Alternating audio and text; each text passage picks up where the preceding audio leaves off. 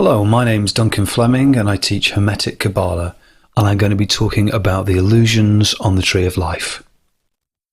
So the Tree of Life is a system that represents the whole of reality as a living organism. And like any living organism, it's made up of various unique separate parts, each of which performs a particular role. So the illusions that follow are a set of correspondences which relate to the 10 spheres on the Tree of Life. They're relatively modern in origin, no more than 40 or 50 years old, and some of the concepts are already established in philosophy and psychology. Our experience of the world is undeniably distorted by the process of our own perception. Imagine for a second that you're walking down a busy city street. There's far too much happening in all the hustle and bustle for you to be completely aware of everything that's going on. And although only a thin sliver of the overall totality of what's happening in the street ever gets through, still a great deal of raw, unprocessed information is reaching your nervous system via your sense organs. And out of that very great mountain of information, only a small amount is going to pass into the threshold of your conscious awareness. And this is the point at which you might begin to notice and describe what's happening to yourself, converting all of that information into more or less recognizable chunks. And out of these chunks of recognition, you might then begin to interpret and describe to yourself what is happening and weave it into a kind of internal narrative. And who knows, maybe 24 hours from now, you might only be left with a faint recollection of what actually happened. In a few weeks, it's unlikely you'll remember anything at all other than perhaps the faintest impression of what was happening as you were walking down the street. So we're limited by the structure of our own very highly specialized nervous systems. And at each successive level of abstraction or taking away from the whole of reality, new distortions are introduced. And that's not to say that our experience of the world is entirely made up of illusions, but just that distortions in our perception brought about by the process of abstraction are fairly inevitable. If we were driving a car and all the dials on the dashboard were providing incorrect information, we would be very likely to run into trouble. So it's really in our own interest to remove as much of the distortion and illusion from our lives as possible. And the first step in this process is to become more aware of what those distortions are. Malkut, all that is physical. In order to survive as a physical being, we need to pay very close attention to the information that we are receiving from our sensory organs. Light bounces off and emits from objects in our vicinity and then reaches our optical nerves in our eyes. And from this we create a constant visual map of our surroundings. And likewise, sound waves that reach our ears, along with our other senses, help us to build up a picture of what's going on in the physical world around us. But this information can only really tell us about the exterior reality of our environment.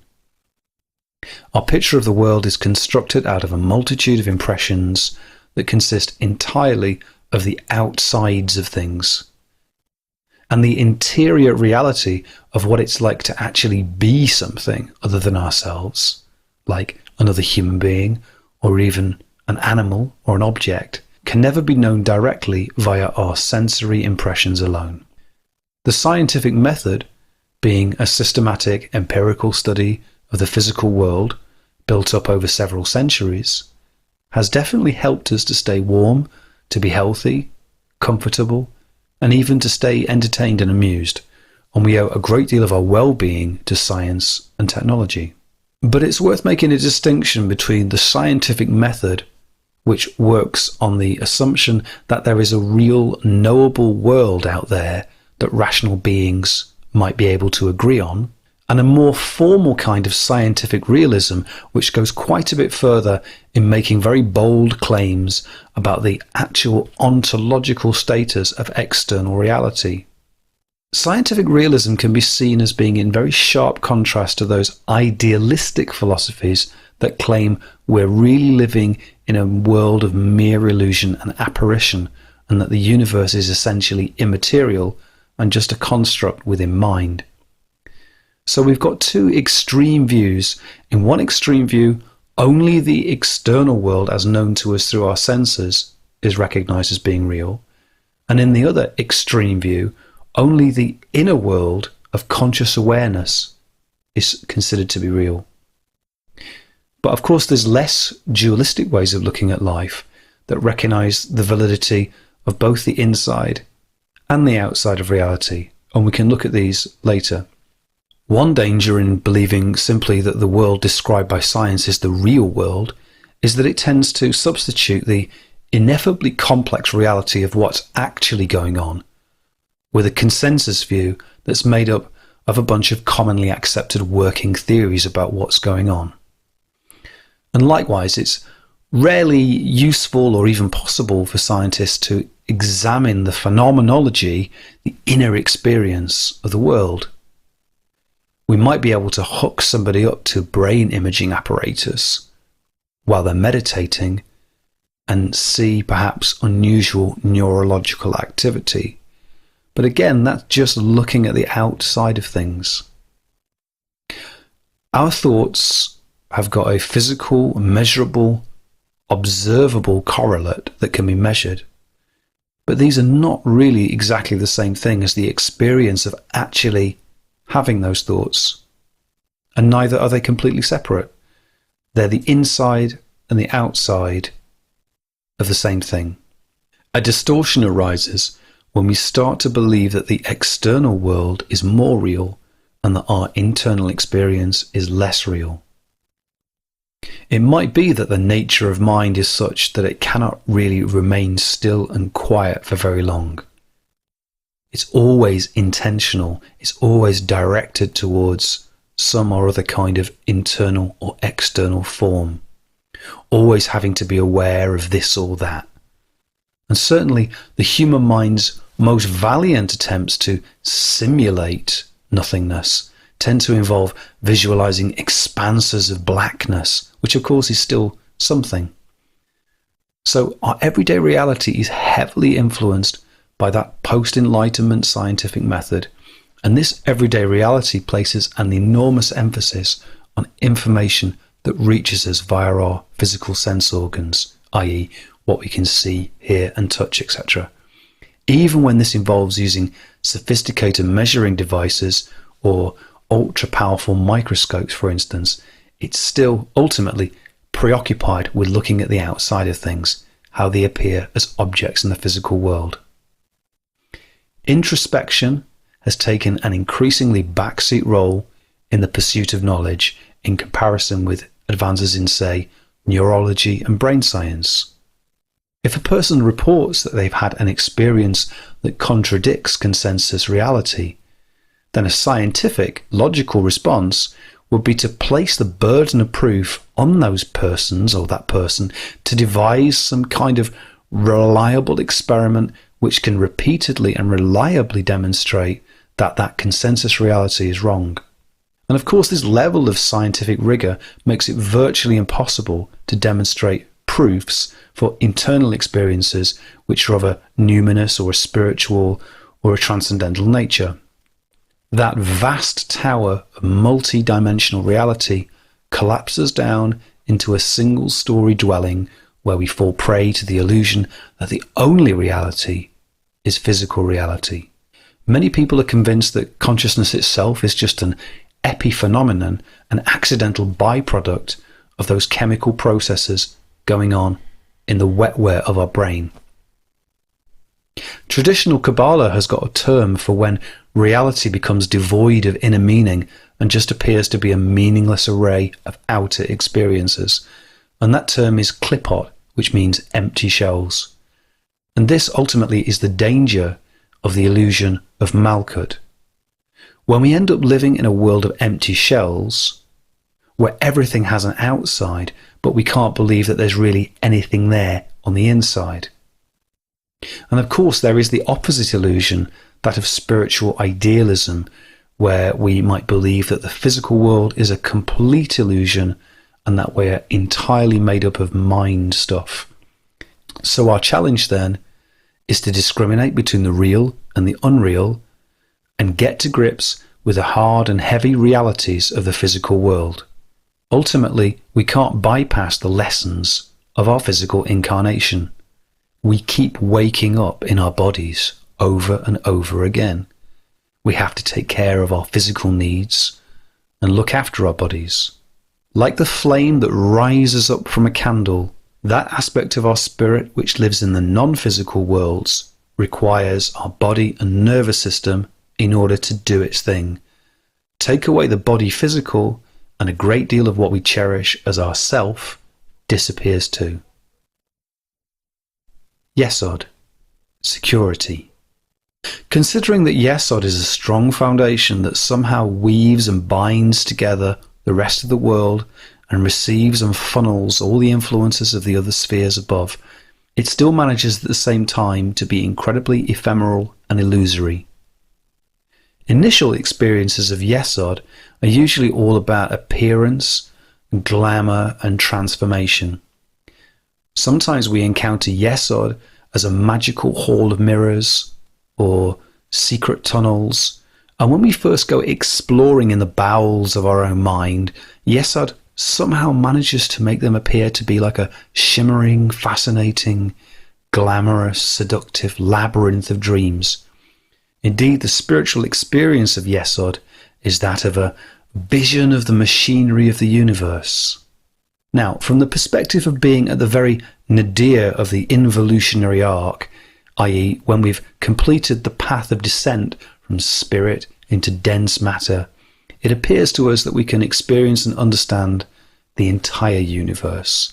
Because Yesod is towards the base of the pillar of consciousness, it acts as a kind of receptacle for the emanations that are above, and then channels all of the influences of the upper spheres so that we can perceive them in a recognizable form. But what we're really seeing are just reflections in the mirror of Yesod. We create a simulacrum of the universe in our own imagination. And because we're creating it for ourselves, we can make it as neat and tidy as we want.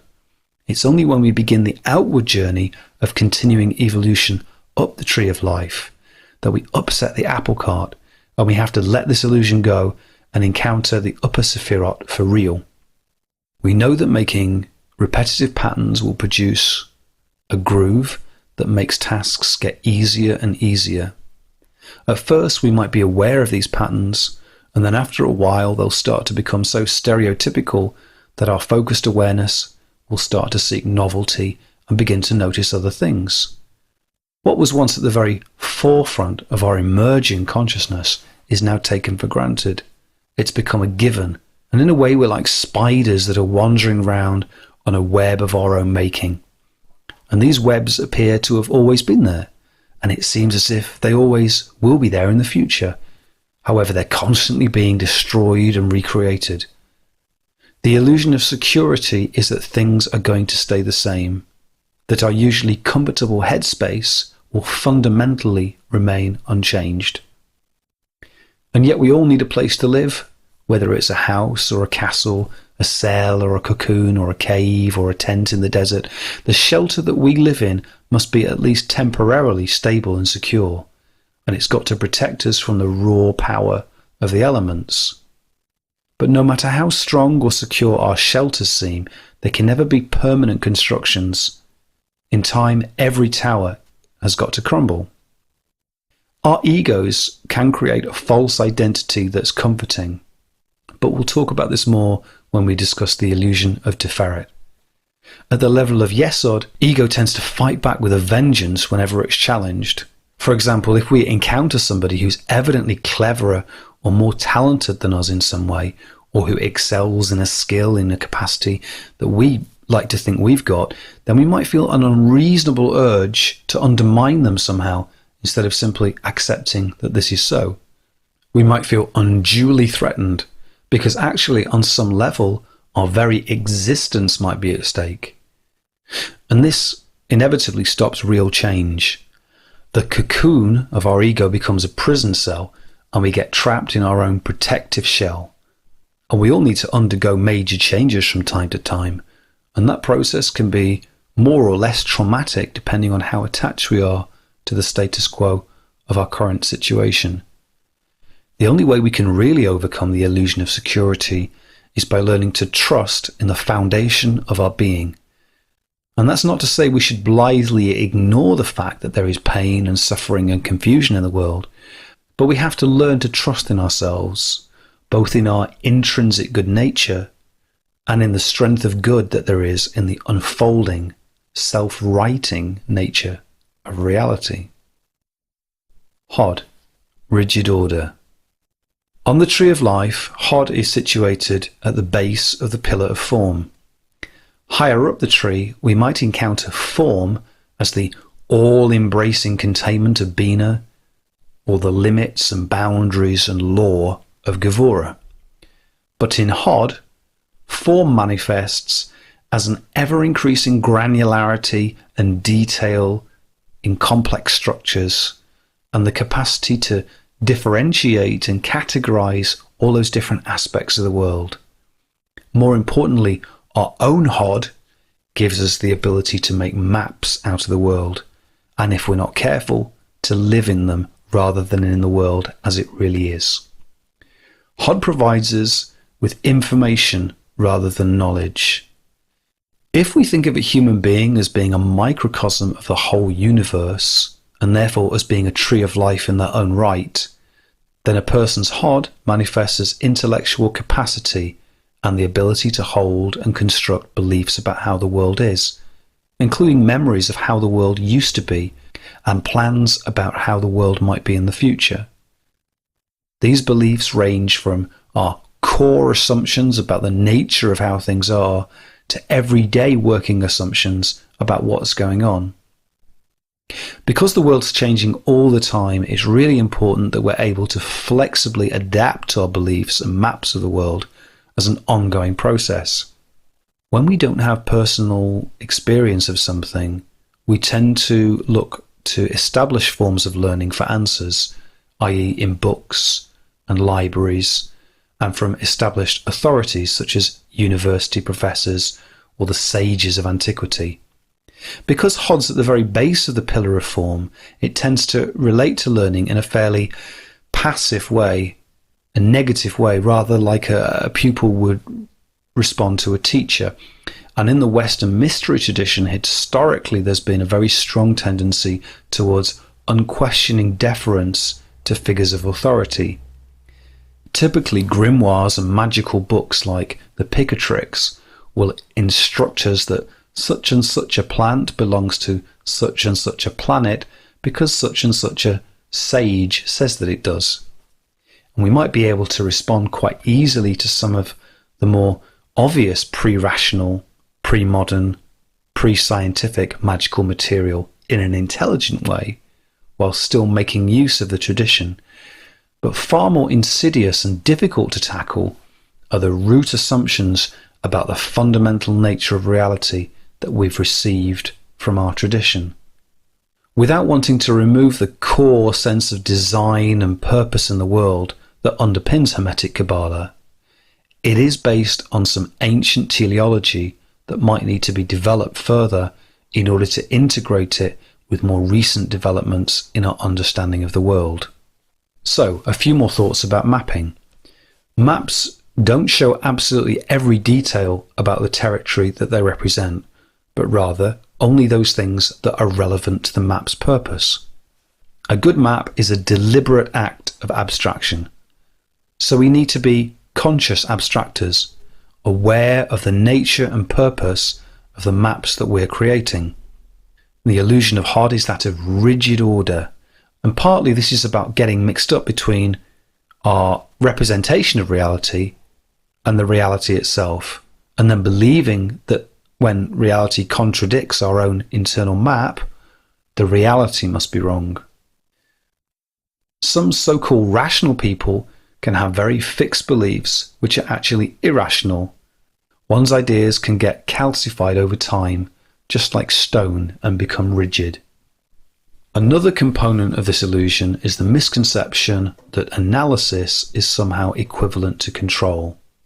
i.e., because we're able to dissect things in our heads and break them down into their component parts, that somehow we have control over them. Admittedly, this is an important process in developing technology and ability to work in the world, but our HOD function doesn't always realize when it's out of its own depth. And this is especially so when the intellect attempts to analyze the emotions. I'm not talking here about using a cognitive behavioral approach to be more aware of one's own dysfunctional schema, but rather that peculiar tension that occurs when we're overwhelmed by a really strong feeling, and instead of simply accepting and experiencing our emotional state until it moves on, we try and dispel the uncomfortable feeling by retreating into our intellect and analysing it to death, trying to verbalize the non-verbal, trying to convert feelings into words because words are easier to manipulate. What is this that I'm feeling? What's the reason for this? There must be a reason. I must understand the process. Again, the illusion of HOD occurs when we believe that by relentlessly analysing something, we can have some kind of control over it. It's worth noting that sometimes people can start off very mentally flexible and then become worse over time. For example, experts who get stuck in the paradigm of the era in which they originally did their main research degrees or had their first breakthrough. And even though many further developments might have taken place in their field, they feel a very special affinity and attachment to all the hard work they did at a particular time, at a particular place in the past.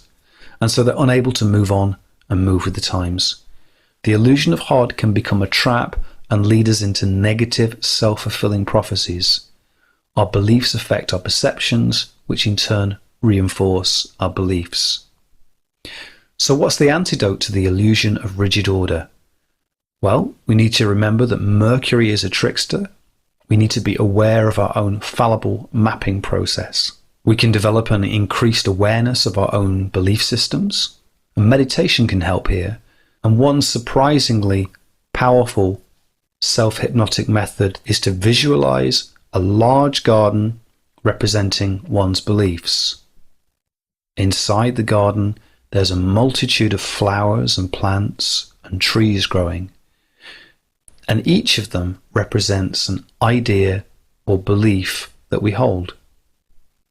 By going in and cultivating the garden through planting and pruning and weeding and so on, we're actually changing the way we think. And this can carry over into our everyday life, creating permanent beneficial changes. And we can also practice something called counter-attitudinal advocacy. That is, spending time deliberately playing devil's advocate, thinking about and appreciating beliefs which run counter to our own. The cognitive dissonance that this produces can actually lead to a moderation of our more strongly held views. But ultimately, the illusion of rigid order needs to be shattered if we're going to continue a pattern of lifelong learning and be of use to the powers that be. Netzach, projection. Netzach is both the partner and the polar opposite of HOD, and so, as you'd expect, the illusion of Netzach is linked to the illusion of HOD, but in relation to the sphere of emotions. It's the feeling that one knows or recognizes what the world and the people in it are really like, and it's distorted by our own needs and desires, leading to the illusion of projection. It's from the sphere of Netzach that we evaluate the world, as in we project our own values onto people, places and things, and then judge them accordingly. Netzach, being at the base of the pillar of force, deals with energies and forces. It's fluid and energetic, and although it can be illusory, it's often connected with genuine empathy and sympathy, so it can be a force for unselfish love or of appalling selfishness, depending on the circumstances. Because at the level of Netzach, We're still looking for something or someone from outside that's going to be our salvation, that will somehow bring us back into a state of grace and well-being. We're looking for something to help us feel connected and whole and complete. Because when we don't have a conscious connection with the upper sephiroth, we feel like we're missing out on something vitally important. And so this projection is based on desire, but it still might contain flickers of real intuition and inspiration, and this makes it even more seductive and compelling. Where projection occurs in relationships, it leads to a kind of emotional fusing, whereby it becomes virtually impossible to really tell where one person ends and the other person begins.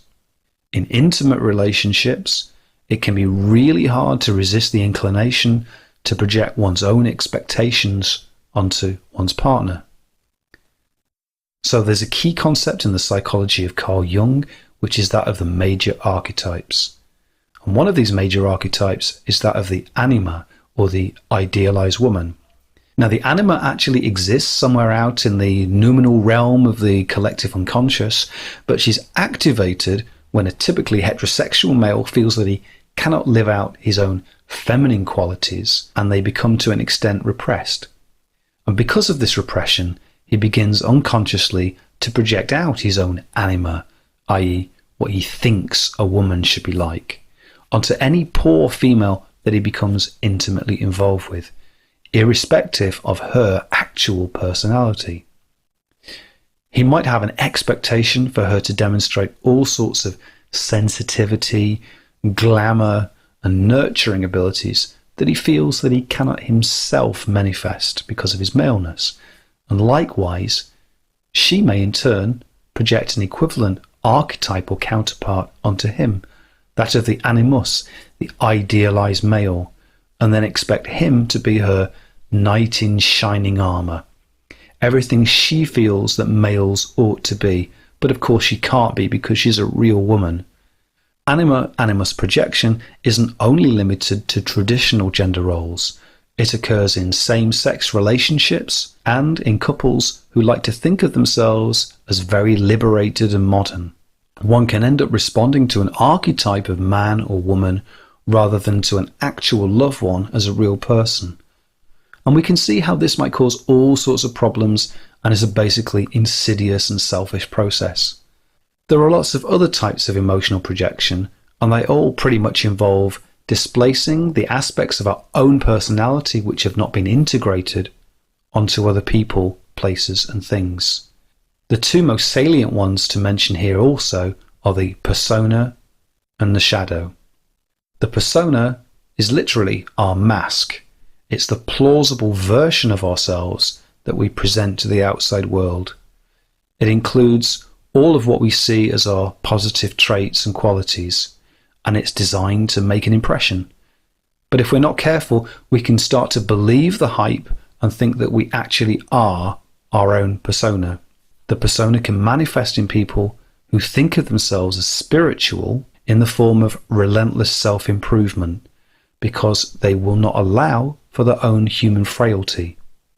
They might even make a projection of a vision of perfection onto a parent or a lover or a teacher. The flip side of the persona is the shadow, which is the archetype of all that dark stuff we most certainly do not want other people to know about us. Not everyone's shadow is a devil-type character. For somebody who outwardly presents as being powerful and ruthless and Machiavellian, their shadow might actually be weak and vulnerable. When the shadow is unconscious, it's usually encountered in a projected form as other people's faults. Indeed, when other people's personality traits really wind us up, it can help us learn much more about our own shadow side.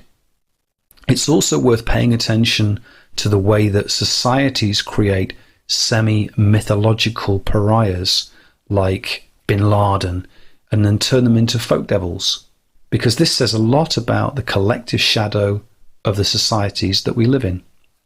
Apart from the heavy power play of the major archetypes, we need to be aware that working with Netzach is immensely energetic, and this energy creates very strong emotions.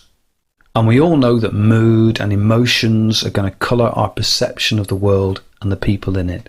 When you're smiling, the whole world smiles with you. Or at least it appears to. We project our own mood onto other people. If there's any antidote to the illusion of Netzach, it's a combination of unselfishness, which must begin with a stark recognition of just exactly how selfish we are, and responsibility, which, as well as being to do with taking ownership of one's own stuff, is also a combination of the words response and ability, or in other words, an ability to respond to changing circumstances. And indeed, we'll know victory when we begin to respond unselfishly to other people and to the world we encounter. Tiferet, identification. Identification as the illusion of Tiferet relates to our own sense of identity and is at the very core of what we think we are. We might identify with any number of the roles that we play in life and say, I am a lover, I am a parent, I am a such and such worker. And our other identifications might be slightly more aspirational, such as, I'm an artistic genius, or I am the king or the queen of the witches. Some self-identifications can even be negative and debilitating. For example, I am a failure, I am a bad person. We might also identify with our body, with our dreams and imagination, with our beliefs, or with our feelings. But these things are all liable to change. So at some level, identifications are a cocktail of emotion, belief, imagination, and behavior that all really belong on the lower part of the tree of life, but which we attribute to our real self in Tiferet. So some 20th century existential philosophers, notably Jean-Paul Sartre and Simone de Beauvoir, were concerned precisely with this illusion, and they used the term bad faith to describe the process in which a person gradually forfeits their ability to act with genuine authenticity and freedom because they've replaced their sense of self with all sorts of false norms and values, shoulds and oughts. Now, any attempt to remove the props of the false self will inevitably be met with much resistance because it can be extremely painful and difficult to confront the potentially abysmal sense of emptiness at the center of what we are. In fact, when the false self is dismantled, it can even lead to a kind of existentialist collapse for somebody who doesn't have any genuine connection with spirituality. And by spirituality, I most definitely do not mean religiosity or faith in other people's faith. This is about having an intimate and simple connection with reality itself in however limited a way. It's an awareness of that all-containing nothingness in which you, me, and everything that there's ever been is happening. You can't see it, you can't taste it, because it's not anything. Without this basic awareness, removing the illusion of identity leads to a horrible sense of hollowness, and to thoughts such as, if I'm not anything, then I must be nothing, i.e. nihilism.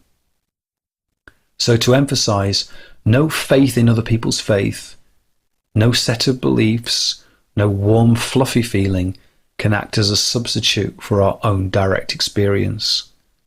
Because that real experience is not something other or unknown. It's actually always been there for everyone at all times, hidden in the background, covered up by changing forms. And until we begin to dismantle the false self, the ground of our being is too absolute, is too simple, and too obvious even to be noticed through all the noise. The illusion of self-identity is also linked to the vice of Tiferet, which is pride. And nowadays pride is usually used in a very positive sense to do with having positive self-regard. So we're talking about something slightly different. I suppose we're all fairly good at something in life. even if it takes us half of our life to figure out what that is. And a lot of our life's achievements might actually be due to outside factors such as our genetic makeup, our family upbringing, our environment, community, where we grew up, and yet we tend to attribute our positive achievements, such as our material wealth, career success, and any particular skills that we've got, like eloquence or physical strength, as being somehow innate personal qualities that are just part of the inner us. It's all very normal, and actually we know that a self-serving attributional bias is quite important in maintaining normal, healthy self-esteem. However, when we start doing lots of work with Tiferet, we begin a process of amplifying this effect significantly. And this amplification can lead to some really serious false identification with a set of beliefs or behaviors. The vice of pride can be thought of as an over-attachment to the fruits of action. And indeed, pride can help us increase our motivation and performance. But all vices are ultimately vicious, and they need to be first accepted and then overcome. When we're genuinely committed to the work, then the powers that be will find ways of removing our false identification. And those usually involve bursting our heavily inflated bubbles of pride. Gevurah, invincibility. Gevurah is intrinsically formal and concerned with upholding the law and maintaining strong and firm boundaries. And this leads to a sense of permanence, that what is will always be. The illusion of Gevurah, that of invincibility, shares some traits with security in Yesod, but it can run even deeper. Teenagers continue to take up smoking at an alarming rate. Why? Is it because they're stupid? No, even really clever kids smoke. Is it because they don't know the risks? No, they've been bombarded with dire health warnings from a very early age, and they can reel them off in an instant. The reason why they take up such a dangerous activity is because they've no real sense of mortality. The idea of actually dying for them is just that. It's an idea. Now, even if we manage to avoid dementia and other debilitating long-term illnesses, at some point our bodies are definitely going to pack in and we're going to die, quite possibly in a great deal of pain.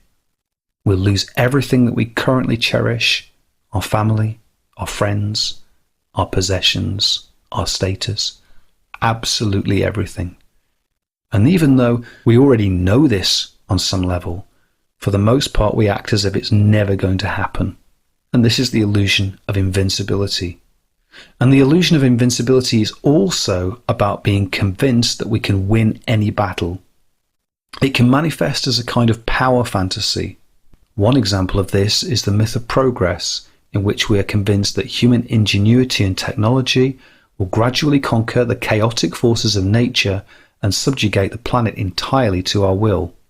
Our sense of invincibility can be exaggerated significantly when fighting for a just cause or a righteous crusade. This sense of immortality comes from being fused with a higher principle, for example, a holy war. The higher principle taps into something which is transpersonal, but only on a tribal level. When we take the sword of Gevurah and use it to defend ourselves against perceived threats from other people, from nature itself even, then we're in danger of meting out our own judgment, and this can quickly degenerate into cruelty and into violence. So how strong are we really? And where does our strength actually come from? It certainly takes real strength and real courage to leave the sword alone.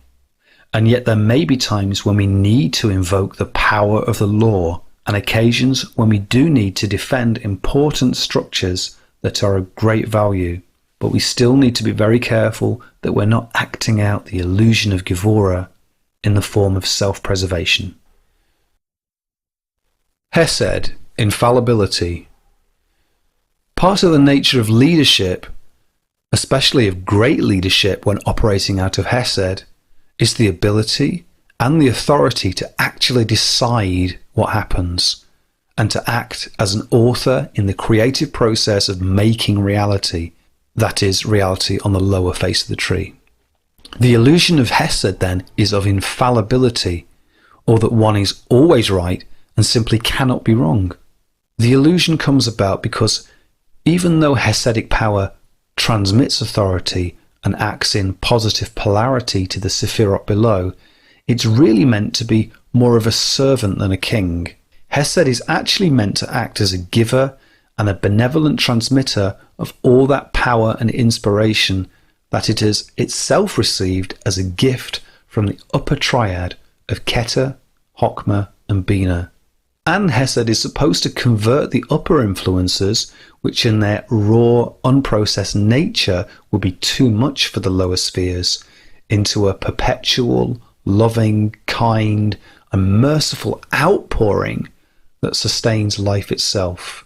So although the role of Hesed is to give freely and leave all that controlling and shaping and management to the other sephiroth below, the sheer power of Hesed can easily go to one's head and bring about all sorts of nasty, overbearing vices, including bigotry, tyranny, hypocrisy, and gluttony. But the illusion of infallibility means that we're blind to these vices, because at that level, we may really think that we can do no wrong. And that's why the virtues of Hesed have to be obedience and humility, because only they can tell Hesed where it might be going wrong. Through obedience to the influence of the upper spheres and the humility to accept that everything that we have has been given to us freely as a gift and can be taken away just as easily. And of course, if we don't develop humility for ourselves, then life itself will teach us humility through various kinds of humiliation. Bina, death. I need to qualify everything that I say from here on in, because we're going to be considering the sephiroth on the upper face of the tree of life and talking about aspects of reality that are really beyond human experience, wisdom and understanding. They're beyond the power of our minds to grasp. And so the limited knowledge that we have received has come through reflections and meditations rather than from the experience of everyday life. And therefore I'm quite simply not able to say quite as much about them without speculating. The illusion of Bina is death. Now we've said that the illusion of Gevurah is invincibility. So how can it be so that death itself is really an illusion? Well, the kind of death that we find so difficult to grasp in Gevurah is the death of form and of structure. And actually, only that which has taken on form and structure can really be destroyed. The actual ground of our being, the formless essence of life itself, remains, because it's not actually made of anything which can be changed or destroyed. And it's eternal because it's never actually entered into the time stream. And beyond all of that constituent forces and forms, we're fundamentally a part of that nothingness. Still, to have a process of creation, we have to have form as well as force in the mix. And at the root of all form is Bina. Bina wants to hold on to things forever and ever and ever. The spiritual experience of Bina is that of the vision of sorrow, in which we encounter the divine as a dark and sterile mother, or as a black and bitter sea. And eventually we all have to completely embrace the experience. Bina is represented by symbols of containment, like the coffin, the chalice, and the womb. And anything that is placed inside them undergoes a complete transformation. From the level of anything below Bina, i.e. from Hesed downwards, this is going to be a kind of death, because nothing will ever be the same ever again. There will be a complete loss of all that form and structure that we got used to. But from the position of Bina, it's going to be an experience of gestation, and because of that, death is an illusion. Chokmah, independence. Much lower down the tree of life, at the level of personality and ego, independence can be of great virtue. It can give us the ability to respond and think and act as individuals without being held back by a herd mentality or by our own negative patterns. But in Chokmah, we're way beyond all that. Chokmah emanates directly from Keter, the crown, which is the singular point of all creation. And because it emerges directly from Keter, Chokmah is able to see God face to face, so to speak, and can experience complete at-one-ment with the crown of unity, overcoming any illusion of separation. And yet Chokmah has two faces, one looking to God, and another which, as the Father of the universe, looks upon Bina and the rest of the tree, and in doing so pours out all of the force that seeds the universe. And it's from this aspect of Chokmah from which the illusion of independence springs. Because in the act of instigating the process of creation comes the initial split, comes the beginning of duality and the forming of an I-thou relationship with all that is. This is the beginning of the illusion of separation or independence. And although this illusion is way up there in Chokmah, it resonates with us humans down here too. We have to learn over and over again that we're never really truly independent or separate from the powers that be, and that we're continually being guided and directed by spirit in everything that we do. Keter, attainment. So finally there's the illusion of Keter, which is that of attainment, or that there will ever be an ultimate end goal, a point in which we will have done everything possible and creation will be perfect and complete. Although perhaps the aspiration of attainment is not a bad thing in itself, in the same way that ancient mariners might navigate by a star knowing that they would never really reach it, every civilization, including our own, has myths and stories about a heaven of perfection and rest, or a nirvana, a complete cessation of experience. And these myths might even refer to temporary states of consciousness where we could rest in nothingness for a while, but we can't live there forever. In some traditions, there are even stories about spiritual beings that are there to help the recently deceased in their experience of the afterlife. Because sometimes people will get trapped in a place they imagined was a heaven, a place of ultimate attainment. But why do we keep coming back for more? Why do we keep doing this to ourselves over and over and over again, despite all the growing pains, the confusion and the suffering that seem to always accompany manifestation? Life has a phase of activity, and then it's followed by a phase of rest, and then another phase of activity. Just like the in-breath and the out-breath, just like the summer and the winter, just like life and death. Neither is permanent, and there doesn't need to be a final destination. And there doesn't need to be an ultimate purpose other than the unity and the sanctity of life itself. It just is what it is. And so I think I'll leave it there, and I hope that this talk on the illusions on the Tree of Life has been interesting. If you'd like to know more about Hermetic Kabbalah, then visit our website at www.rockwax.org.uk. Thank you.